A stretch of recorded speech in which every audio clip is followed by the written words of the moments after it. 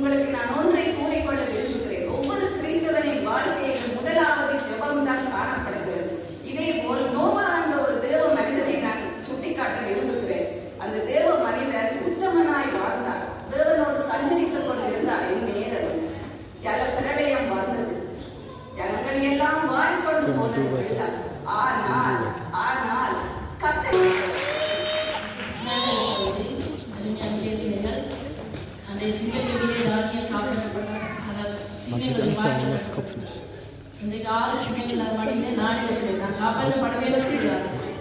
அப்படியே தொடர்ந்து மேல காவலர்கள் அழகாக பேசுவது மற்றவர்களிடம் எடுப்பதை விட